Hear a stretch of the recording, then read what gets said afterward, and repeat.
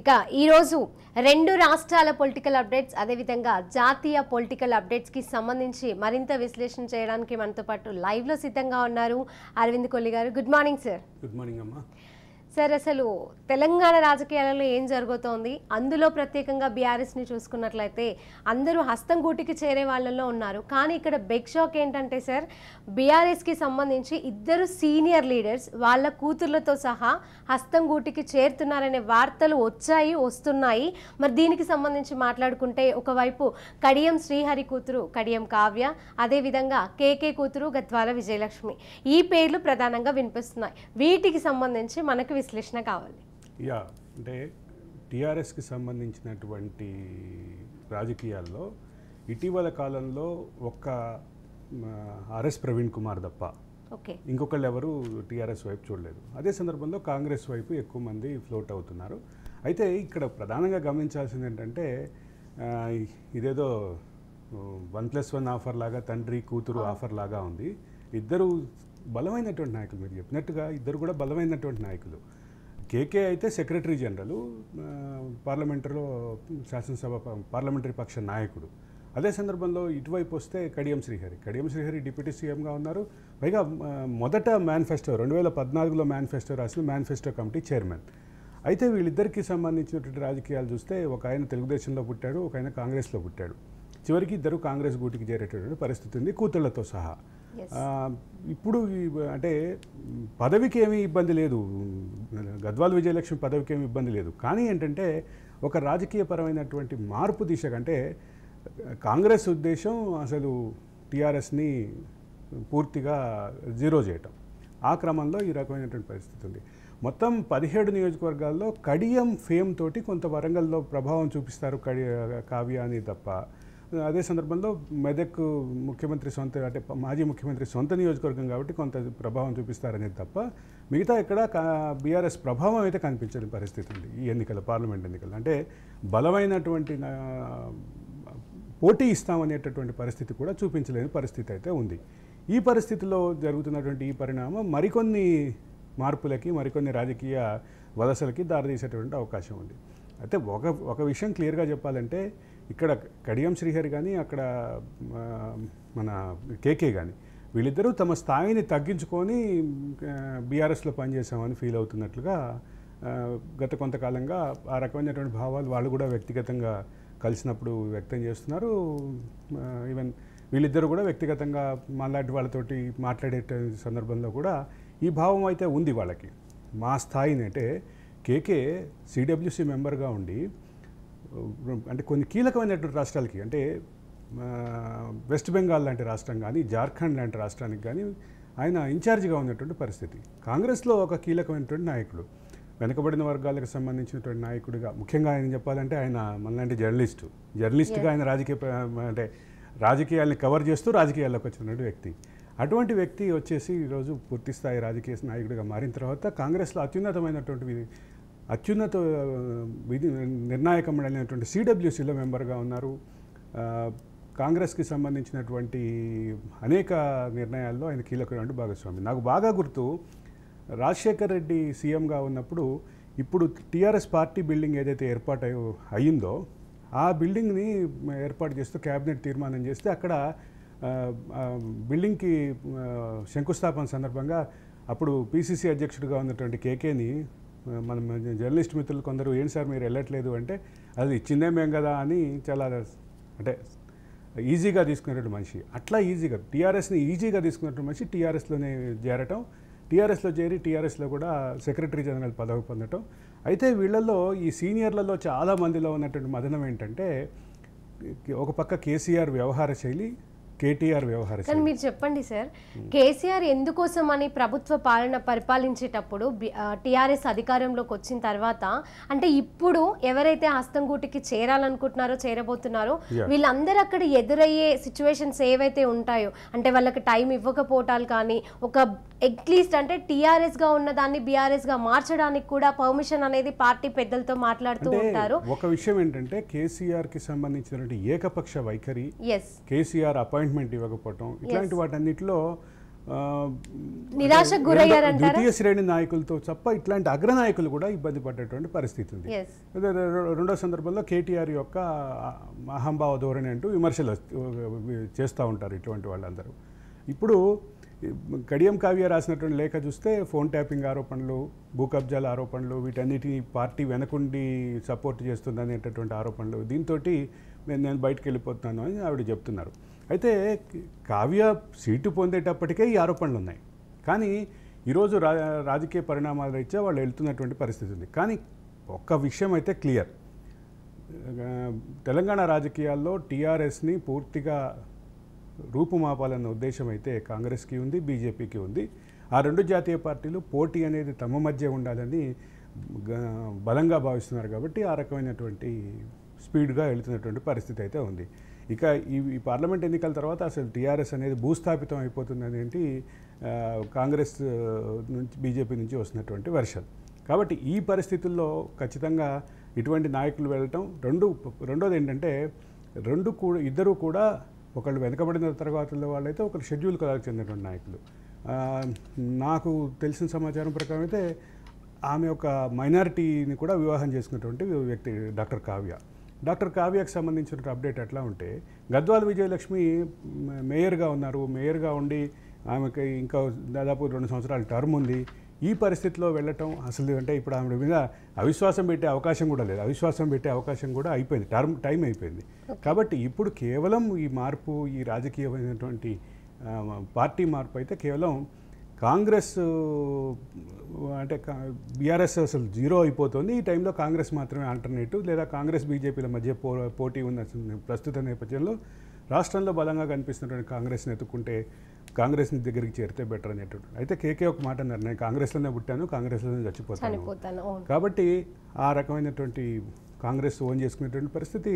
ఇక కడియం శ్రీహరి ఏమో ఆయన తెలుగుదేశంలో పుట్టారు, తెలుగుదేశంలో మంత్రి అయ్యారు. ఆయన ఉపాధ్యాయ సంఘం నేతగా రాజకీయాల్లోకి వచ్చారు. ఉపాధ్యాయుడిగా పనిచేశారు, ఉపాధ్యాయ సంఘం నేతగా ఉన్నారు. తర్వాత ఆయన మీద ఎన్టీఆర్ అంటే ఆగస్టు సంక్షోభం అని మనం ఏదైతే చంద్రబాబు నాయుడు అధికారాన్ని చేపట్టడం ఏదైతే చెప్తామో దానికి పునాది ఈ కడియం శ్రీహరి ఒకగా చెప్పాలి. కడియం శ్రీహరిని నగేష్ని, ఆదిలాబాద్ బీజేపీ అభ్యర్థిగా ఉన్న నగేష్ని, వీళ్ళిద్దరిని సస్పెండ్ చేయాలన్న ఎన్టీఆర్ నిర్ణయాన్ని, అదే సందర్భంలో అశోక్ గజపతిరాజుతో పాటు కోటగిరి విద్యాధరరావుతో పాటు మరికొంతమంది మంత్రుల్ని పార్టీ నుంచి సస్పెండ్ చేయాలన్నటువంటి ఎన్టీఆర్ నిర్ణయాన్ని వ్యతిరేకిస్తూ అసలు ఈ తెలుగుదేశం పార్టీలో సంక్షోభం అక్కడ మొదలైంది. కాబట్టి తెలుగుదేశం పార్టీ ఆగస్టు సంక్షోభానికి కూడా మూల కారణాల్లో ఇద్దరు తెలంగాణ వ్యక్తులు ఎవరైతే ఉన్నారో, ఒక పక్క నగేష్ బీజేపీ ఆదిలాబాద్ అభ్యర్థిగా ఉన్నారు, రెండో పక్క కడియం శ్రీహరి ఈరోజు రేపట్లో కాంగ్రెస్లో చేరేటటువంటి పరిస్థితి ఉంది. ఓకే, అదేవిధంగా ఇక బీఆర్ఎస్కి సంబంధించి హస్తంగుట్టికి కొద్దిసేపు పక్కన పెడితే కనుక మనకి పొద్దున లేచి టీవీ పెడితే కనుక మనకి ప్రతి న్యూస్ ఎలా వస్తుంది అంటే ఫోన్ ట్యాపింగ్ల వ్యవహారం అనేది వస్తుంది సార్. దీనికి సంబంధించి ఈ వ్యవహారంలో ఒకరొకరుగా అరెస్ట్ అయితే అవుతున్నారు. ఇందులో అరెస్ట్ అయినటువంటి ప్రధాన సీనియర్ అధికారి OSD రాధాకిషన్ రావు సో అరెస్ట్ అయ్యారు. దీనికి సంబంధించిన అప్డేట్ అంటే రాధాకిషన్ రావు అరెస్టుకి సంబంధించినటువంటి ఊహాగానాలు కొంతకాలం నుంచి ఉన్నాయి. అదే సందర్భంలో ఆ కేసులో ఆయన ముద్దాయి కూడా A3 అనుకుంటా, A3 A4లో ఉన్నారు. అయితే రాధాకిషన్ రావుకి సంబంధించినటువంటి సుదీర్ఘ విచారణ సందర్భంగా అంటే ఇక్కడ ఇంకొక విషయం కూడా చెప్పాలి. రాధాకిషన్ రావు మీద నాకు తెలిసిన సమాచారం ప్రకారం ఇటీవల 2 రోజుల క్రితం రఘునందన్ రావు ఏదైతే కంప్లైంట్ ఇచ్చారో డీజీపీకి, ఆ కంప్లైంట్లో రాధాకిషన్ రావు పేరు కూడా ప్రత్యేకంగా ప్రస్తావించినటువంటి పరిస్థితి ఉంది. రాధాకిషన్ రావుకి రాధాకిషన్ రావుకి సంబంధించినటువంటి వ్యవహార శైలి, ఆయన పూర్తి స్థాయి విధులు నిర్వహించినప్పుడు, తర్వాత సర్వీస్ అనంతరం OSDగా ఉన్నప్పుడు కూడా ఈ మొత్తంలో ఆయన మీద ఉన్నటువంటి ప్రధానమైనటువంటి ఆరోపణలు ఎక్స్ట్రాక్షన్కి సంబంధించి అంటే బెదిరింపులు చేశారు అని. ఫోన్ ట్యాపింగ్ ఆధారంగా కొంతమంది వ్యాపారస్తులను బెదిరింపులు చేశారు, కొంతమంది ముఖ్యంగా రఘునందనరావు ఏంటి ఆయన వ్యక్తిగత అవసరాల కోసం, వ్యక్తిగత ఖర్చుల కోసం తీసుకెళ్తున్నటువంటి డబ్బులు కూడా చాలా తక్కువ అమౌంట్, దాన్ని కూడా రాధాకిషన్ రావు ఆధ్వర్యంలో పోలీసులు నిలువరించారనేది ప్రధానమైనటువంటి ఆరోపణ. ఇంత చర్చలో రాధాకిషన్ రావు అరెస్టు ఖాయం అనేది ముందు నుంచి జరుగుతున్న ఊహాగానమే. రాధాకిషన్ రావుతో పాటు గట్టుమల్లు అని ఇంకో అధికారిని కూడా ఇప్పుడు విచారణ చేస్తున్నారు. ఇప్పుడు పరిస్థితి ఏంటంటే ఆ టైంలో ఎస్ఐబిలో పనిచేసిన కానిస్టేబుల్ని కూడా పిలిచి విచారణ చేయాల్సినటువంటి పరిస్థితి వచ్చింది. దీనికి సంబంధించి కూడా సార్ రీసెంట్గా అంటే ఏదైతే రాధాకృష్ణన్ అరెస్ట్ అయిన తర్వాత మరొక పేర్లు బయటకు వస్తున్నాయి. అంటే నల్లగొండలో ఒక ఆఫీసర్ అని చెప్పేసి, వరంగల్లో ఆఫీసర్స్, వరంగల్కి సంబంధించినటువంటి 4 సిఐల్ని విచారణకు పిలిచారు. ఎనీ మూమెంట్ వాళ్ళని చూపించేటటువంటి పరిస్థితి ఉంది. మరోపక్క స్టీఫెన్ రవీంద్ర చుట్టూ కూడా వివాదాలు తిరుగుతున్నాయి.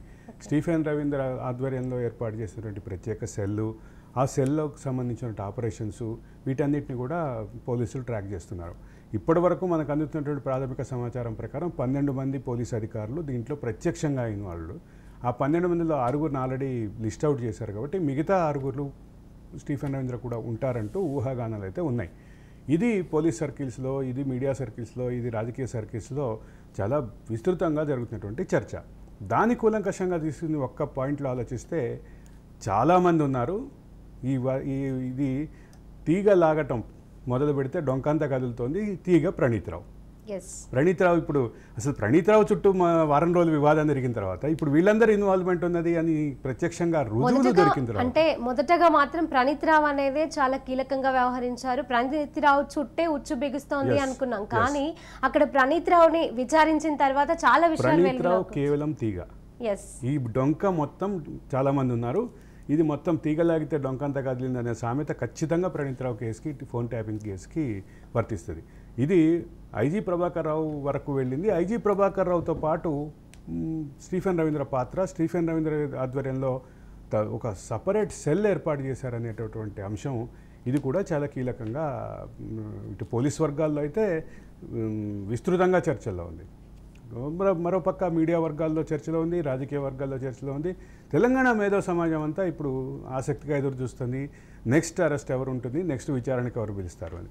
ఈ క్రమంలో పోలీస్ అధికారులందరూ సీఎం అపాయింట్మెంట్లు అడుగుతున్నారు అంటూ మరొక వార్త కూడా బాగా తీవ్రంగా చక్కర్లు అయితే కొడుతోంది.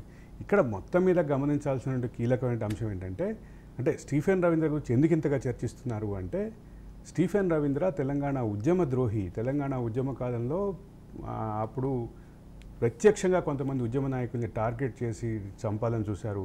అదే సందర్భంలో వారిని ఆరోగ్యపరమైనటువంటి ఇబ్బందులు తెలియజేశారు. వీటితో పాటు ఉస్మానియా లేడీస్ హాస్టల్లో కేసీఆర్కి వ్యతిరేకంగా అప్పుడు ఆందోళన జరిగినప్పుడు కేసీఆర్ని రక్తపిపాసిగా చూపిస్తూ ఉస్మానియా విద్యార్థులను ముఖ్యంగా శవయాత్ర చేసినప్పుడు ఆయన తెలంగాణ ప్రజల రక్తం తాగిన మనిషి అంటూ, అది కూడా సందర్భం ఏంటంటే ఆయన నిరాహార దీక్ష చేస్తానని చెప్పి మొదలుపెట్టినటువంటి వ్యక్తి అక్కడ ఆరెంజ్ జ్యూస్, ఖమ్మం హాస్పిటల్లో ఆరెంజ్ జ్యూస్ తాగటంతో మొదలైంది ఈ వివాదం. దాంతో మొదలైనటువంటి వివాదంలో ఎక్కడ ఆగింది, ఆడపిల్లలు శవయాత్ర నిర్వహించి లేడీస్ హాస్టల్ ముందు, ఆర్ట్స్ కాలేజ్, లా కాలేజీల మీదుగా వచ్చి లేడీస్ హాస్టల్ ముందు శవదహనం చేశారు. శవదహనం చేసే ముందు మా రక్తం తాగావు, మా రక్తం తాగినటువంటి వాడివి నువ్వు, మా ఉద్యమాన్ని మధ్యలో వదిలేసావు అని చెప్పడం కోసం ఆయన అంటే దిష్టి బొమ్మకి రక్త తర్పణం చేసినట్టుగా చేశారు. అది బాగా మనోభావాలు దెబ్బతిన్నట్టున్నాయి. అప్పుడు స్టీఫెన్ రవీంద్ర ఆధ్వర్యంలో మగ పోలీసులు ఆడపిల్లల హాస్టల్లోకి వెళ్ళి జుట్లు పట్టుకొచ్చి లాక్కొచ్చి కొట్టారు. ఇది స్వయంగా చూసినటువంటి వాళ్ళకి కానీ, దీని గురించి విన్న వాళ్ళకి కానీ స్టీఫెన్ రవీంద్ర ఒక ఉద్యమ ద్రోహిగా, ఒక ఉద్యమం పట్ల కిరాతకుడిగా చూశారు. వాళ్ళందరికీ ఇప్పుడు ఈ డిస్కషన్ హ్యాపీగా ఉంది. స్టీఫెన్ రవీంద్ర చేసినటువంటి అరాచకాన్ని ఇప్పుడు ప్రభుత్వం బయటపెడుతోంది అనేటటువంటి మాట చాలా హ్యాపీగా ఉంది. దానికి సంబంధించినటువంటి మరింత అప్డేట్స్ అయితే ఇంకా ఇది ఇప్పుడు మనం మాట్లాడుకున్నట్టుగా తీగలాగితే ఇంకా డొంకంతా కదులుతోంది. కదిలే క్రమంలో వీళ్ళందరూ కూడా ఆ తీగనే డొంక కదులుతోంది అంటున్నారు, మధ్యలోకి వచ్చి ఆగిపోయినట్టుగా ఉంది కదా సార్. ఇంకా అవుతున్నాయి. అది ఒక ప్రక్రియ జరుగుతోంది. మనం ఏదైతే మొదటి నుంచి ఊహించామో ఒక మీడియా సంస్థకి సంబంధించినటువంటి యజమాని పాత్ర అది నిజమైంది, రాధాకిషన్ రావు పాత్ర నిజమైంది, అసలు ప్రభాకర్ రావు పాత్ర నాకు బాగా గుర్తు. ఈ వివాదం మొదలైన రోజు మరుసటి రోజు ఇదే షోలో మనం ప్రభాకర్ రావు పాత్ర గురించి మాట్లాడాం. ప్రభాకర్ రావు దగ్గర ఆగకుండా భుజంగరావు పాత్ర గురించి మాట్లాడాం. ప్రభాకర్ రావు, భుజంగరావు, ప్రణీత్ రావు వీళ్ళ మొత్తాన్ని ఒక టీమ్గా చేసి ఆలోచిస్తూ మాట్లాడాం. ఆ సందర్భంగానే స్టీఫెన్ రవీంద్ర ఆధ్వర్యంలో ఏర్పాటైనటువంటి సెల్ గురించి మాట్లాడాం. మధ్య ఈ మొత్తంలో ఒకటైతే క్లియర్, మనం ఎక్కడ ఆగలేదు, మన శోధన ఆగలేదు, పోలీసుల శోధన ఆగలేదు. ఈ రెండు ప్యారలల్గా వెళ్తున్నాయి. ఒక రకంగా చెప్పాలంటే పోలీసులు చెప్పబోయే పేర్లు 2 రోజుల ముందే మన క్రైమ్ టీం కానీ మనం కానీ చెప్తున్నాం ఇదే వేదికగా. ఇక ఫోన్ ట్యాపింగ్ విషయానికి వస్తే కనుక జాతీయ రాజకీయాలు చూసుకున్నట్లయితే సార్, రీసెంట్గా కేజ్రీవాల్ భార్య మొన్న ఒక వీడియోని విడుదల చేసింది. ఆ వీడియో కూడా కొద్దిగా వైరల్ అయింది. అరవింద్ కేజ్రీవాల్ అరెస్ట్ అయిన తర్వాత ఏదైతే కేసులో అరెస్ట్ అయ్యాడో ఆ కేసుకి సంబంధించిన నిజాలు అనేది కూడా కోర్టులో గురువారం చెప్పబోతున్నారు అని ఒక వీడియో వైరల్ చేసింది. సో దీనికి సంబంధించి చూస్తే మరి గురువారం నిన్న కంప్లీట్ అయిపోయింది, ఈరోజు ఫ్రైడే, మరి నిన్న గురువారం కోర్టులో ఏం చెప్పలేదు. దీనికి సంబంధించిన అప్డేట్స్ అంటే అరవింద్ కేజ్రీవాల్ వ్యక్తిగతంగా పార్టీ ఇన్ పర్సన్గా వాదించుకున్నారు. పార్టీ ఇన్ పర్సన్గా వాదించుకునే అవకాశం ఎప్పుడు వ్యక్తులకు ఉంటుంది. అయితే ఇక్కడ అరవింద్ కేజ్రీవాల్ వాదన సందర్భంగా ముఖ్యంగా తీసుకొచ్చింది ఏంటంటే 4 పేర్లు. ఒకటి సి అరవింద్, మన మనీష్ సిసోడియా వ్యక్తిగత కార్యదర్శి అయినటువంటి అరవింద్ వాంగ్మూలం. అదే సందర్భంలో మాగుంట శ్రీనివాసరెడ్డి తనయుడు ఆయన తనయుడు రాఘవరెడ్డికి సంబంధించిన వాంగ్మూలం. వాళ్ళ రెండింటితో పాటు శరత్ చంద్రారెడ్డి వాంగ్మూలం. వీళ్ళ నలుగురి కన్ఫెషన్ స్టేట్మెంట్ ఆధారంగానే ఒక సీఎంని అరెస్ట్ చేస్తారా అంటూ ఆయన వాదించారు. ఆ వాదనలో అంటే ఆ వాదన సందర్భంగా మొత్తం ప్రపంచం అంతా, దేశం అంతా ఎదురు చూసింది ఏంటంటే అరవింద్ కేజ్రీవాల్ దీనికి సంబంధించిన మనీ ట్రయల్ గురించి చెప్తారేమో అని. ఎందుకంటే సునీత కేజ్రీవాల్ విడుదల చేసినటువంటి వీడియోలో ఆమె చాలా క్లియర్గా చెప్పారు, నా భర్త అయితే అరవింద్ కేజ్రీవాల్ ఉన్నారో అరవింద్ కేజ్రీవాల్ దానికి సంబంధించినటువంటి పూర్తి సమాచారాన్ని ఇస్తారు, పూర్తిగా దీనికి సంబంధించినటువంటి మనీ ట్రయల్కి సంబంధించి చెప్తారు. ఆయన మనీ ట్రయల్ గురించి ప్రత్యేకంగా చెప్పకపోయినా మనీ ట్రయల్స్ అంటే 206 సార్లు కూడా ఇళ్లలో సోదాలు జరిపినట్టు ఆప్ నేతల ఇళ్లలో, కానీ ఏ ఒక్క రోజు ఏ ఒక్క రూపాయి కూడా పట్టుబడలేదు కదా. అంటే ఒక పక్క ఇన్ని సోదాలు చేసి ఇంత చేసి కేవలం ఈ 4 వాంగ్మూలాల ఆధారంగానే కేసులు బుక్ చేస్తారా, అరెస్ట్ చేస్తారా, సీఎంని అరెస్ట్ చేస్తారా అంటూ ఆవిడ ప్రశ్నించారు. అయితే ఇక్కడ ఈడీకి రాజకీయాలు నడుపుతున్నాయి, మోడీ మొత్తం అంతా చేస్తున్నాడు, ఈడీకి సంబంధించినటువంటి వీటన్నిటిని మోడీ ట్రాక్ చేస్తున్నారంటూ మాట్లాడారు. అయితే ఇక్కడ ఈ మొత్తంలో తీవ్రంగా గమనించాల్సిన అంశం ఏంటంటే అరవింద్ కేజ్రీవాల్ ఈ వాదన సందర్భంగా తీసుకొచ్చినటువంటి 4గురిలో 3 ఆల్రెడీ అప్రూవర్గా మారారు. అప్రూవర్గా మారినటువంటి వాళ్ళ వాంగ్మూలాన్ని బేస్ చేసుకొని ఎట్లా చేస్తారు అనేది ఒక ప్రధానమైనటువంటి అంశం. ఈ మొత్తం చర్చలో కీలకంగా ఉన్నటువంటి అంశం ఇది రాజకీయపరమైనటువంటి అరెస్టు అని చెప్పి చూపడానికి చేశారు. అయితే మనీ ట్రయల్ చెప్తారో అని ఆసక్తిగా అయితే ఎదురు చూసాం, మనందరం కూడా ఎదురు చూసాం. అరవింద్ కేజ్రీవాల్ భార్య చెప్పినట్లుగా మనీ ట్రయల్కి సంబంధించినటువంటి ఏమీ అయినా రివీల్ చేయలేదు. మరి నెక్స్ట్ స్టెప్లో ఆయన రిలీజ్ చేస్తారో దానికి సంబంధించిన పూర్తి స్థాయి ఆధారాలు బయటపెడతారో లేదా అంటే ఈ 4గురికి సంబంధించినటువంటి వాంగ్మూలాన్ని మరొకసారి పరిశీలించాలి, లేదా మరోసారి వాంగ్మూలాలు తీసుకోవాలని కోరతారో ఇది కూడా చూడాలి. అయితే కవితని అరవింద్ కేజ్రీవాల్ని కలిపి విచారణ చేసే అవకాశాలు మాత్రం బాగానే ఉన్నట్టుగానే చెప్పాలి శిరీష. అలాగే సార్, కాంగ్రెస్ గురించి మాట్లాడుకుంటే కాంగ్రెస్ జాతీయ మేనిఫెస్టో అనేది అదే తుక్కు కూడా వేదికగా చేసుకొని జాతీయ మేనిఫెస్టోని అయితే విడుదల చేయబోతోంది. ఇక్కడ తుక్కుగూడ అనేది ప్రధాన అంశంగా ఏంటంటే మన లోక్సభ ఎన్నికలు జరిగినప్పుడు శాసనసభ ఎన్నికల సందర్భంగా కూడా తుక్కుగూడ అనే సభలోనే మేనిఫెస్టో రిలీజ్ చేశారు. ఇది ఒక సెంటిమెంటల్ ప్లేస్ గా కూడా 6 గ్యారంటీలకు సంబంధించింది. అక్కడ నుంచే సోనియా గాంధీ, రాహుల్ గాంధీ, ప్రియాంక అండ్ రేవంత్ రెడ్డి, మిగతా కాంగ్రెస్ నాయకులు వీళ్ళందరూ ఒక భారీ వేదిక నుంచి అనౌన్స్ చేశారు. అది ఒక అంటే కాంగ్రెస్కి తెలంగాణలో అధికారం రావడం ఒక పెద్ద ఊపు వచ్చింది. అది ఈరోజు జాతీయ స్థాయిలో కూడా అదే వేదికగా మేనిఫెస్టో విడుదల చేసి అక్కడి నుంచి సెంటిమెంట్గా ఫీల్ అవుతోంది కాంగ్రెస్. సెంటిమెంట్గా ఫీల్ అయ్యే క్రమంలో అక్కడి నుంచే మళ్ళీ తన బహిరంగ ప్రకటన ద్వారా రావాలనేటటువంటి ఉద్దేశంతో ప్రజల ముందుకు రావాలనేటువంటి ఉద్దేశం అయితే కనిపిస్తోంది. ఈ మొత్తంలో కాంగ్రెస్ తెలంగాణలో బాగా బలంగా ఉంది అని చెప్పటం ఒక పార్ట్ అయితే, ఇక్కడ ఉన్నటువంటి 17 నియోజకవర్గాల్లో మెజారిటీ స్థానాలని టార్గెట్ చేస్తుంది కాంగ్రెస్. అంటే 17లో కనీసం 14 అనేది రేవంత్ రెడ్డి మాట.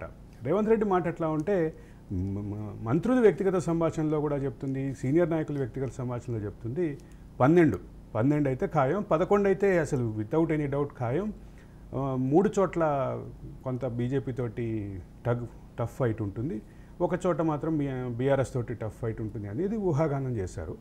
ఇది వ్యక్తిగత సంభాషణలో మంత్రులు చెప్తున్నది, ఆన్ రికార్డు కూడా మంత్రులు కొంతమంది బహిరంగంగా చెప్తున్నటువంటి పరిస్థితి అయితే ఉంది.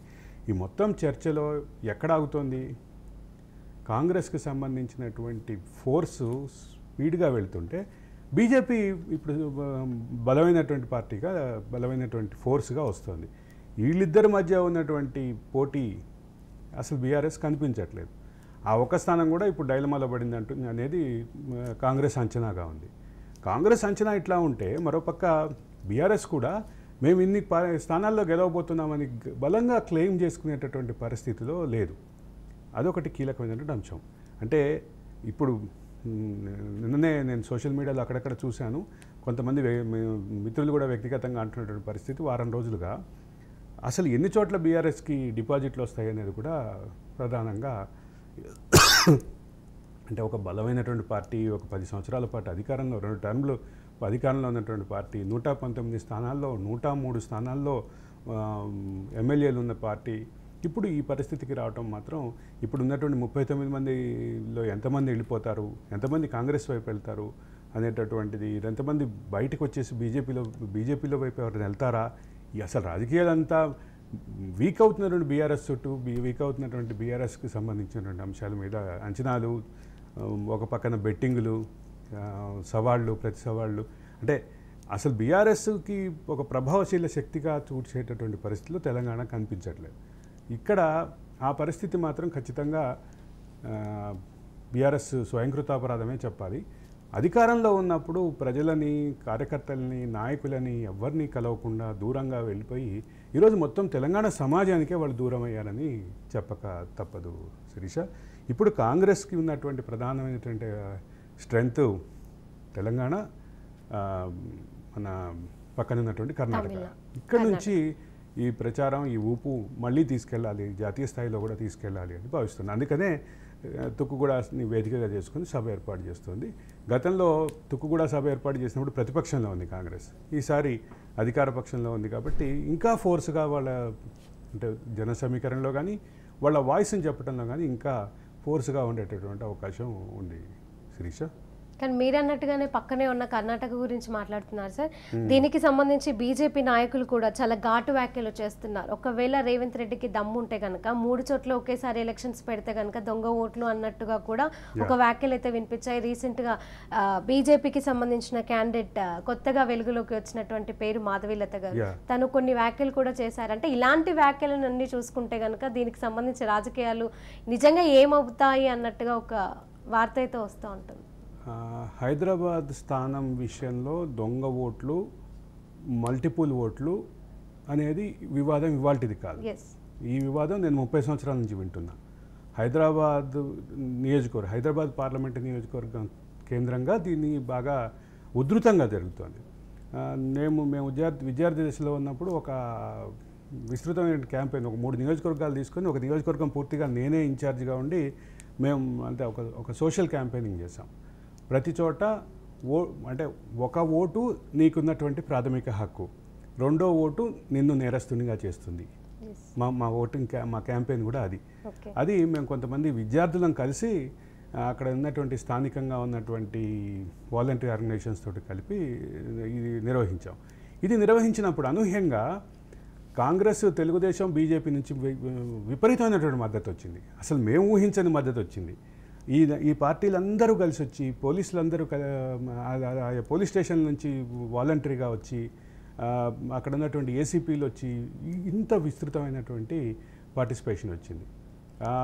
మేము చేస్తున్నటువంటి ఈ క్యాంపెయిన్కి లంగరౌజ్ ఏరియాలో ఉన్నటువంటి సైనిక ఆర్మీ రెజిమెంట్లు ఉంటాయి. ఆర్మీ రెజిమెంట్ల నుంచి కూడా వచ్చి పార్టిసిపేట్ చేశారు. మేము చేస్తున్నటువంటి క్యాంపెయిన్ కేంద్రీయ విద్యాలయ విద్యార్థులు వచ్చి పార్టిసిపేట్ చేశారు. అది మేము సరదాగా అంటే అరవింద్ కేజ్రీవాల్ ఆమ్ ఆద్మీ పార్టీ ఉద్యమం ఎట్లయితే ఒక సోషల్ రిఫార్మ్స్ తోటి స్టార్ట్ అయిందో ఈ రకమైనటువంటి మొదలుపెట్టాం. అయితే నేను ఇదంతా ఎందుకు చెప్తున్నానంటే ఆ రోజుల్లోనే దీనికి సంబంధించిన మల్టిపుల్ ఓట్లకు సంబంధించినటువంటి వివాదం ఉంది. ఆ రోజుల్లోనే ఈ మల్టిపుల్ ఓట్లకు సంబంధించినటువంటి వివాదం మీద చాలా విస్తృతమైనటువంటి చర్చ ఉంది. దీనికి హైదరాబాద్ నియోజకవర్గమే కేంద్రం కావటం ఖచ్చితంగా దీనికి సంబంధించినటువంటి విషయం అయితే ఉంది. 100% ఈరోజు మాధవీలత తోటే అది రాలేదు. మాధవీలత ఉన్న కంటే అంటే రీసెంట్ గా ఈ అంశాన్ని మాధవీలత మాత్రం ఒక ఛాలెంజింగ్గా తీసుకొని చాలా బాగా ముందుకు తీసుకెళ్తున్నారు. అదైతే ఖచ్చితంగా గమనించాల్సింది. మీరే అంటున్నారు 30 ఏళ్ల నుంచి మేము ఇలా చేస్తున్నాము, దీనికి సంబంధించిన అవేర్నెస్ సంబంధించి కూడా మాట్లాడితే కనుక ఇప్పటికీ మేము చేసిన తర్వాత లోక్సత్తా ఉద్యమం దీన్ని టేకప్ చేసింది. అంటే మేము విద్యార్థి దశ దాటి వ్యక్తిగతంగా మా కెరీర్లో సెటిల్ అయ్యే క్రమంలో ఉన్నప్పుడు లోక్సత్తా ఉద్యమం స్టార్ట్ చేసింది. దానికి మమ్మల్ని కూడా ఇన్వాల్వ్ చేశారు. నేను జర్నలిస్ట్ సంఘ నాయకుడిగా చాలాసార్లు ఆ ఉద్యమంలో పాల్గొన్నా కూడా. అది ఒకటి క్లియర్గా చెప్పాల్సింది ఏంటంటే, అక్కడ ఉన్నటువంటి సమస్య మతంతో ముడిపడింది కాదు, దొంగ ఓట్లతో ముడిపడింది. 100% ఇది దొంగ ఓట్లకు సంబంధించి దొంగ ఓట్లతో ముడిపడి ఉంది. దొంగ ఓట్లే అక్కడ రాజకీయాల్ని అంటే శాసిస్తాయి అని చెప్పి మేము ఊహాగానం చేసాం. ఆ రోజు మేము ఊహాగానం చేసింది ఈరోజు నిజమై కనిపిస్తుంది. ఖచ్చితంగా దొంగ ఓట్ల విషయంలో మాత్రం ఖచ్చితంగా పాయింట్ టు బి కన్సిడర్డ్. మీరు రైజ్ చేసినటువంటి పాయింట్ చాలా ఇంపార్టెంట్ పాయింటే. భారత ప్రజాస్వామ్యంలో ఒక ప్యూరిటీ, ఒక ట్రాన్స్పరెన్సీ రావాలంటే దొంగ ఓట్లని ఖచ్చితంగా అరెస్ట్ చేయాలి. ఒక వ్యక్తి ఒక చోట ఓటు ఉండటం ప్రాథమిక హక్కు, అది ఎవ్వరూ కాదనలేని విషయం. కానీ అదే వ్యక్తి 2 చోట్ల ఓటు కలిగి ఉండటం ఖచ్చితంగా నేరం. అది ఆ రకమైనటువంటి అవేర్నెస్ క్రియేట్ చేస్తుంది అవసరం. అయితే ఎలక్షన్ కమిషన్ నుంచి కూడా కొంత, ఇప్పుడు ఎలక్షన్ కమిషన్కి నేను గతంలో కూడా చెప్పినట్టుగానే ఎలక్షన్ కమిషన్కి సొంత ఉద్యోగులు ఉండరు. ఎలక్షన్ కమిషన్కి ఉండే ఉద్యోగులు రాష్ట్ర ప్రభుత్వ ఉద్యోగులే ఎలక్షన్ కమిషన్కి సంబంధించి ఉద్యోగులుగా మారుతారు. ఒక చోట ఓటు నుంచి రెండో చోట ఓటుకి ఓటు బదిలీకి లెటర్ ఇస్తే ఓటు బదిలీ విషయంలో ఓటు బదిలీని పక్కన పెట్టి కొత్త ఓట్లు ఇస్తున్నారు, పాత ఓటు కంటిన్యూ అవుతుంది. ఇది కొన్ని యాక్సిడెంటల్గా జరిగేవి, ఇన్సిడెంటల్గా జరిగేవి. కానీ అట్లా కాదు, ఉద్దేశపూర్వకంగా చేసే ఒక పొలిటికల్ కాన్స్పిరసీ ఉంది. అది హైదరాబాద్ నియోజకవర్గంలో, హైదరాబాద్ పార్లమెంటు నియోజకవర్గంలో ఉన్నటువంటి అసెంబ్లీ సెగ్మెంట్స్లో ఈ సమస్య బాగా ఉంది. ఈ సమస్యను మాత్రం ఖచ్చితంగా అడ్రస్ చేయాల్సినటువంటి అవసరం అయితే అటు రాష్ట్ర ఎన్నికల కమిషన్కి, కేంద్ర ఎన్నికల కమిషన్కి, రాష్ట్ర ఎన్నికల ప్రధానాధికారికి, వీళ్ళందరితో పాటు లోకల్గా బూత్ లెవెల్ ఆఫీసర్స్ ఉంటారు. బూత్ లెవెల్ ఆఫీసర్లకి, రిటర్నింగ్ ఆఫీసర్లకి, మొత్తం ఎలక్షన్ వ్యవస్థకైతే ఇది నీడ్ ఆఫ్ ద అవర్ అనే చెప్పాలి. ఎనీ టైం ఇండియన్ డెమోక్రసీలో ఇది నీడ్ ఆఫ్ ద అవర్ అనే చెప్పాలి. ఈ ఓట్ల గురించి మాట్లాడితే చాలా మాట్లాడవచ్చు అని మీరే చెప్తున్నారు. విశ్లేషణ తెలుసు దాని గురించి ఏంటి అనేది. సార్, మన పక్క రాష్ట్రం ఆంధ్రప్రదేశ్ గురించి మాట్లాడితే కనుక జగన్ బస్సు యాత్ర గురించి మాట్లాడుకోవాలి. బస్సు యాత్ర ఈరోజైతే పేచుకలపాడు నుంచి జగన్ బస్సు యాత్ర కోడుమూరు, గోనెగండ్ల మీదుగా ఎమిగనూరు చేరుకోనున్నట్లుగా తెలుస్తోంది. ఇక దీనికి సంబంధించిన అప్డేట్స్ ఎలా జరగబోతోంది? వీళ్ళు ఇప్పటి వరకు 3 రోజులు సార్ బస్సు యాత్ర, ఇది 3వ రోజు. అంటే మొదట ఇడుపులపై నుంచి మొదలైంది, వాళ్ళ అమ్మ కూడా వచ్చారు. తర్వాత అంటే మొత్తం ఫేస్ మేనర్లో జరుగుతోంది. ఆళ్లగడ్డ, నంద్యాల అయిపోయింది. అయితే ఇక్కడ కీలకంగా గమనించాల్సింది ఏంటంటే, జగన్మోహన్ రెడ్డి తన గతంలో పాదయాత్రలో ఉన్నప్పటికీ ఈ బస్సు యాత్రకి ఉన్న తేడా ఏంటంటే, ఆయన ప్రజలకి ఏం చెప్పాలనుకున్నాడు అనే విషయంలో ఫుల్ క్లారిటీగా చెప్తున్నాడు. మేము చేస్తున్నటువంటి సంక్షేమం ఇది, ఈ సంక్షేమాన్ని వ్యతిరేకించే పెత్తందారులు పార్టీలు అటు పక్క ఉన్నాయి, పెత్తందారుల పార్టీలు అటు పక్క ఉన్నాయి అని చెప్పడానికి ఆయన చెప్తున్నటువంటి కారణాలు అవి. రెండోది, అసలు మేజర్గా మేము ఇస్తానన్న సంక్షేమమే రాష్ట్ర ఖజానాకి నష్టం చేస్తుందని భావిస్తున్నటువంటి వాళ్ళు అంతకంటే ఎక్కువ సంక్షేమ పథకాలు చేస్తామని ఎట్లా చెప్తారు అనేది ఒక చర్చనైతే ఇనిషియేట్ చేశాడు. ఆ చర్చ మరి దానికి సంబంధించిన ఫలితాలు ఎట్లా ఉంటాయి అనేది చూడాలి ఒక పక్కన. రెండో పక్క చంద్రబాబు ప్రజాగళం యాత్రలు కూడా చాలా వేగంగా జరుగుతున్నాయి, చాలా అంటే భారీ జన సమీకరణతోటే జరుగుతున్నాయి. జగన్మోహన్ రెడ్డి జన సమీకరణ బాగా జరుగుతుంది, రెండో పక్క చంద్రబాబు ప్రజాగళం యాత్రలు కూడా బాగా భారీ జన సమీకరణతో ఉన్నాయి. ఇంకా అంటే 2-3 రోజుల్లో పూర్తి స్థాయిలో పార్లమెంటరీ నియోజకవర్గాల స్థాయిలో సమన్వయ కమిటీ సమావేశాలు జరగబోతున్నాయి. అంటే 3 పార్టీల నాయకులు సమన్వయ సమావేశాలు జరుగుతాయి. దాని తర్వాత 3 పార్టీల బహిరంగ సభలు ఉండబోతున్నాయి. ఇక ఇప్పుడు ఆంధ్రప్రదేశ్ రాజకీయాలు పూర్తి స్థాయిలో వేడెక్కినాయి, పూర్తి స్థాయిలో హీట్కి వచ్చేసినాయి. పొలిటికల్ డైలాగ్ వార్ జరుగుతోంది. అదే సందర్భంలో పార్టీల వలసలు పెరగబోతున్నాయి. ఇది ఇప్పుడున్నటువంటి పరిస్థితుల్లో ఖచ్చితంగా ఇటు నుంచి అటు, అటు నుంచి ఇటు, ఇక్కడ సిట్టింగ్ ఎమ్మెల్యేలు, సిట్టింగ్ ఎంపీలే పార్టీలు మారిపోతున్నటువంటి ప్రస్తుతం ఆంధ్రప్రదేశ్ రాజకీయాల్లో ఖచ్చితంగా రాజకీయం అయితే హీట్ ఎక్కింది. రాజకీయపరమైనటువంటి ప్రతివాదనలు జరుగుతున్నాయి, మాటలు పెరుగుతున్నటువంటి ప్రస్తుత నేపథ్యంలో ఇది ఇంకా పెరుగుతాయి. అయితే జగన్మోహన్ రెడ్డి తన వాదనను బలంగా వినిపిస్తున్నారు, చంద్రబాబు తన వాదనను బలంగా వినిపిస్తున్నారు. ఇంక ఇప్పుడు దీన్ని అందుకునేటటువంటి కార్యకర్తలు ఏంటి, దీన్ని అందుకునేటటువంటి ఓటర్లు ఏంటి, ఓటర్లు ఎటు పోలరైజ్ అవుతారు అనేది మనం క్లోజ్గా చూడాల్సిన పరిస్థితి. ఇటీవల కాలంలో నేను సుమారుగా 7-8 మంది సెఫాలజిస్టులతో మాట్లాడా, పోల్ సర్వేలు చేసేటటువంటి వాళ్ళతో మాట్లాడా.